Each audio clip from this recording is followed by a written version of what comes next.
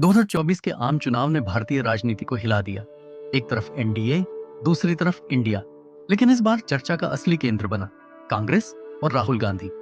क्या कांग्रेस वाकई बदल रही है? क्या राहुल गांधी अब परिपक्व नेता बन चुके हैं? आइए जानते हैं कांग्रेस के इस नए अध्याय की पूरी कहानी। राहुल गांधी, नए दौर का नेता। राहुल गांधी एक ऐसा नाम जिसे कभी हल्के में लिया गया, लेकिन भारत जोड़ो यात्रा और फिर भारत जोड़ो न्याय यात्रा ने एक नया राहुल सामने लाया। सादा पहनावा, लंबी यात्राएं, हर वर्ग से सीधा संवाद। ये नेता अब दूर से नहीं, जमीन से राजनीति कर रहा है। वर्तमान में राहुल गांधी कांग्रेस की रणनीति तय करने वाले मुख्य नेता हैं। वे केवल प्रचारक नहीं, संगठन के निर्णायक फैसलों में अग्रणी भूमिका निभा रहे हैं। वे अब भाजपा को चुनौती देने के लिए वैचारिक स्पष्टता के साथ खड़े हैं। संविधान, धर्मनिरपेक्षता, सामाजिक न्याय बात कर रहे हैं। इसके साथ ही नई कांग्रेस का उदय हुआ है। कांग्रेस अब केवल एक पारंपरिक पार्टी नहीं, बल्कि खुद को मास आधारित मूवमेंट के रूप में स्थापित करने की कोशिश में है। यह बदलाव सिर्फ सोच में नहीं, संगठनात्मक ढांचे में भी दिख रहा है, जिसका इलेक्शन के नतीजों में बढ़ते सीटों से हो रहा है। नई कांग्रेस अब जमीनी संघर्ष पर जोर रख रही है, धीरे धीरे जनता में अपना विश्वास बना रही है।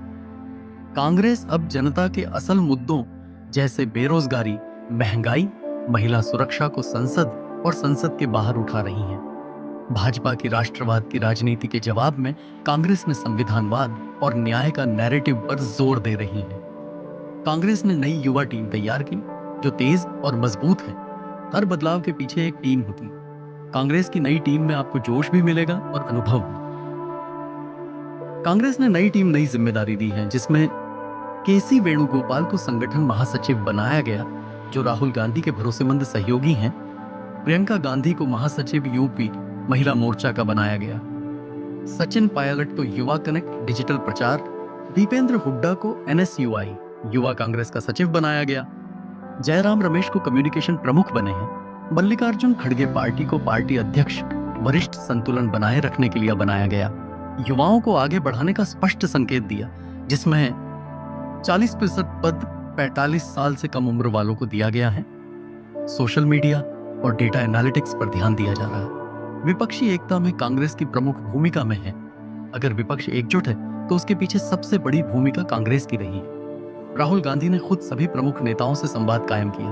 ममता, तेजस्वी, उद्धव, स्टालिन, केजरीवाल।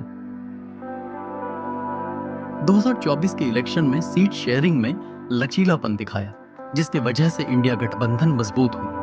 समान घोषणा पत्र और संयुक्त प्रेस कॉन्फ्रेंस की रणनीति। राहुल का उदार नेतृत्व स्टाइल, जिसमें अन्य नेताओं को जगह और सम्मान मिलता है। भविष्य में कांग्रेस के नई रणनीति का फायदा अगले चुनाव में दिखेगा। नई कांग्रेस की निगाह अब 2026-2027 के विधानसभा चुनावों और फिर 2029 के लोकसभा चुनाव पर है। कांग्रेस की रणनीति के मुख्य स्तंभ राज्य स्तरीय कैडर डेवलपमेंट और हर विधानसभा में प्रभारी नियुक्त करना, महिला और युवा मोर्चा को सक्रिय बनाना, न्याय योजना का दोबारा प्रचार, न्यूनतम आय, एमएसपी गारंटी, शिक्षा और स्वास्थ्य फोकस, मुस्लिम, दलित, पिछड़ा वर्ग को संगठित करना। कांग्रेस अब केवल इतिहास की किताबों का नाम नहीं, बल्कि भविष्य की राजनीति की पटकथा लिखने की तैयारी में है। राहुल गांधी के नेतृत्व में नई कांग्रेस विचार, जोश और जमीन, तीनों मोर्चों पर तैयार खड़ी है। 2029 में क्या होगा, ये तो वक्त बताएगा। पर एक बात तय है, अब कांग्रेस को नजरअंदाज करना आसान नहीं। नई सोच, नया जोश। क्या आप तैयार हैं नई कांग्रेस को समझने के लिए?